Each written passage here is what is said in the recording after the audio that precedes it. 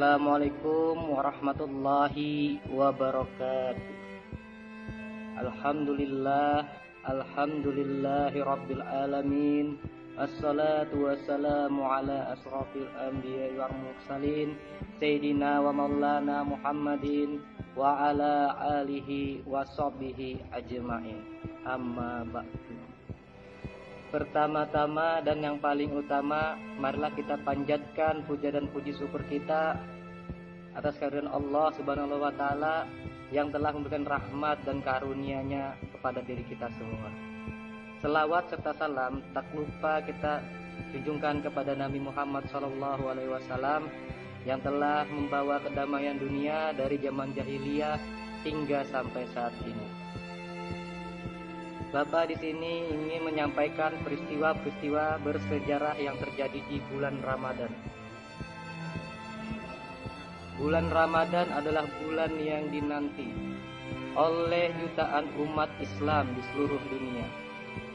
Karena dalam bulan ini menu pahala disajikan berlipat ganda. Ramadan adalah bulan umatku, sabda Rasulullah SAW. Selain itu, banyak peristiwa bersejarah yang perlu kita ketahui di balik bulan Ramadan ini.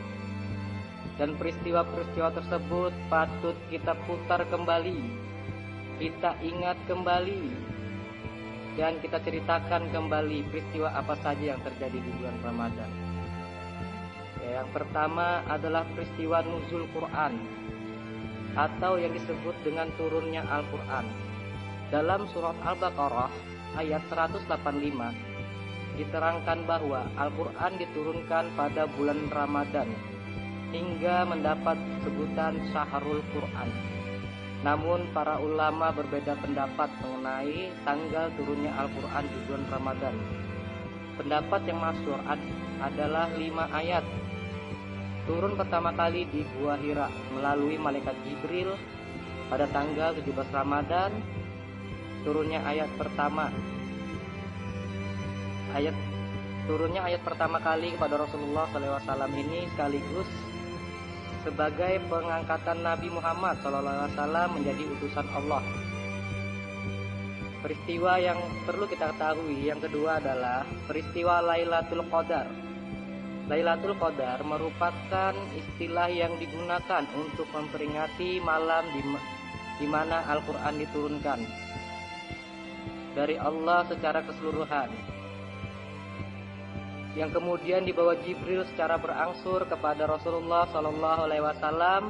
Malam itu adalah malam mulia, malam yang penuh berkah, yang tidak boleh diragukan lagi, karena Allah SWT sendiri menyebutnya dalam surat Ad-Dukhan ayat 3. Dan yang ketiga adalah perang Badar, perang antara kaum muslimin dengan kaum kafir Quraisy tepatnya, yang berlangsung di pertengahan bulan Ramadan, tepatnya 17 Ramadan. Badar yang letaknya lebih kurang 145 km arah barat laut dari kota Madinah Al-Muwarrah, menjadi saksi di atas keimanan dan ketakwaan para sahabat, sehingga dengannya Allah mendatangkan bantuannya. Badar menyaksikan pertempuran di antara kaum muslimin dan kaum musyrikin yang memiliki kekuatan 3 kali lipat, dan 313 pejuang ahli Badar, dan 600 ekor kuda, dan 700 ekor unta. Luar biasa, perang Badar terjadi di kala itu. Dan peristiwa yang keempat adalah wafatnya putri Rasulullah sallallahu alaihi wasallam, Sayyidina Fatimah Az-Zahra. Wafatnya perempuan suci nan agung yang dikenal dengan sebutan Ummu Abdillah. Ia Fatimah Az-Zahra wafat pada Selasa tanggal 13 Ramadan 11 Hijriah dalam usia 28 tahun.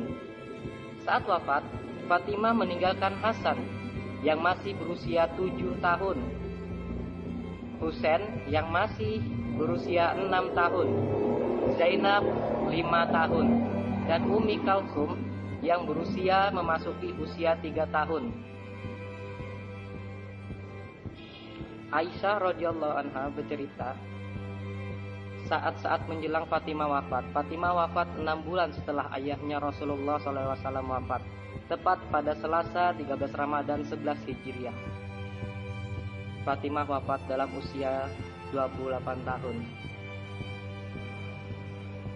Dan peristiwa yang kelima adalah wafatnya putri Rasulullah SAW, Sayyidina Ruqayyah. Sayyidina Ruqayyah meninggal bertepatan saat berlangsungnya perang Badar. Inilah yang menyebabkan Sayyidina Utsman bin Affan tidak ikut serta dalam perang Badar karena merawat istrinya. Itu pun setelah ia mendapatkan izin dari Rasulullah. Putri Rasulullah SAW ini wafat tepat ketika Zain bin Haritsah yang menyampaikan berita gembira tentang kemenangan kaum muslimin dan pertempuran Badar. Ruqayyah wafat pada usia 22 tahun. Jenazah dimakamkan di pemakaman Baqi al-Gharqah di Madinah. Nah, itu saja yang mungkin Bapak dapat sampaikan. Kurang lebihnya Bapak mohon maaf. Wabillahi taufiq wal hidayah. Assalamualaikum warahmatullahi wabarakatuh. Baik anak-anak, Bapak akan melanjutkan khutbah dari Bapak Anwar, membahas tentang peristiwa Ramadan yang ke-6 lanjutnya. Ke-6 adalah wafatnya Ummul Mukminin Sayyidah Khadijah Kubra. Ummul Mukminin Sayyidah Khadijah wafat pada 10 Ramadan tahun ke-10 kenabian atau 3 tahun sebelum hijrah ke Madinah, atau 619 Masehi, setelah berakhirnya pemboikotan kaum Quraisy terhadap kaum muslimin. Sayyidah Khadijah kemudian sakit. Semakin hari kondisi kesehatan baik Sayyidah badannya semakin memburuk. Beliau dimakamkan di dataran tinggi Mekah yang dikenal dengan sebutan Al-Hajjun atau disebut Janatul Ma'la, pemakaman Ma'la. Tahun itu pula Rasulullah ditinggalkan paman tercinta Abu Thalib, sehingga tahun itu disebut Amul Huzni, tahun kesedihan. Gitu ya anak-anak, di situ pada saat itu Rasulullah ditinggalkan oleh paman Rasulullah SAW, yaitu Abu Thalib. Baik anak-anak, kita lanjut yang ketujuh. Yang ketujuh adalah wafatnya Ummul Mukminin Sayyidah Aisyah. Ternyata pada tanggal 17 Ramadan, selain pertama kali Al-Quran turun, ada peristiwa Perang Badar.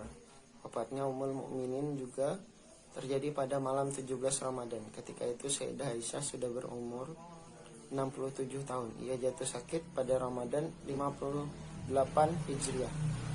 Ummul Mukminin Aisyah binti Abu Bakar As-Siddiq radhiyallahu an wafat pada 58 Hijriah malam 17 Ramadan setelah sholat witir, bertepatan dengan Juni 678 Masehi.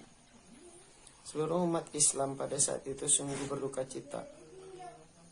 Ialah sosok istri yang paling dekat dengan Rasulullah SAW dan paling banyak mengetahui kehidupan dan teladan Rasulullah SAW.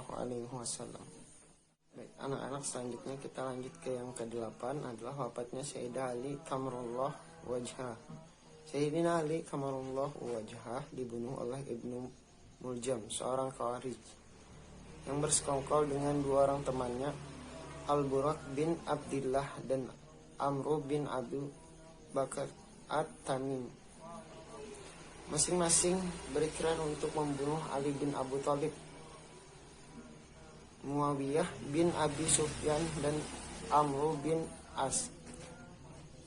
Mereka mengikat janji untuk tidak mundur atau terbunuh. Mereka sepakat untuk melakukan pada tanggal 17 Ramadan tahun 40 Hijriah. Kemudian Ibnu Muljam pun menuju Kufah. Di sana mulai rencana dengan mengajak dua orang yang tersakiti akibat pergian Nahrawan. Ketiga sudah siap menghadang. Sayyidina Ali saat itu akan membangunkan orang-orang yang untuk sholat subuh ketika Ibnu Muljam menebas Sayyidina Ali. Ia berkata, tidak ada hukum kecuali milik Allah, bukan milikmu dan bukan milik teman-teman. Hai Ali. Ia membaca firman Allah, Quran Surah Al-Baqarah 207. Setelah Sayyidina Ali wafat, kemudian putranya memandikan jenazah beliau dibantu dengan Abdullah bin Jabbar. Kemudian jenazah disolatkan putra kedua Al-Hasan. Baik, lanjut ke 9. 9 adalah kemerdekaan Republik Indonesia. Bagi umat Islam Indonesia, bulan Ramadan lebih dari sekedar istimewa. Oleh karena itu, bulan Ramadan menjadi saksi sejarah puncak perjuangan kemerdekaan bangsa Indonesia dalam melawan penjajah, dimulai dari pembentukan panitia persiapan kemerdekaan Indonesia 1 hari menjelang malam pertama bulan Ramadan. Nagasaki dan Hiroshima dijatuhi bom yang akhirnya Jepang menyerah tanpa syarat kepada sekutu pada tanggal 15 Agustus hingga saat itu hari Jumat 17 Agustus 1945 tepat pada tanggal 9 Ramadan 1364 Hijriah. Proklamasi kemerdekaan Indonesia dilaksanakan di kediaman Ir Soekarno.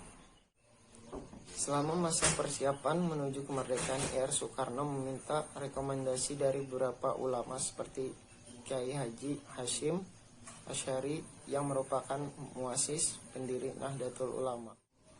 Tak salah untuk kita belajar khusyuk beribadah di bulan suci ini, di mana pesta raya pahala sedang diobrol besar-besaran. Namun tak ada salahnya ketika kita sebagai umat Islam Indonesia tahu peristiwa apa saja yang ada di dalam bulan nan agung ini, sambil mengulik dan belajar kembali sejarah ada yang dibalik peristiwa tersebut, tentu diiringi dengan mengambil hikmahnya. Baik kata Bung Karno bahwa bangsa besar adalah bangsa yang tidak pernah melupakan sejarah bangsanya sendiri.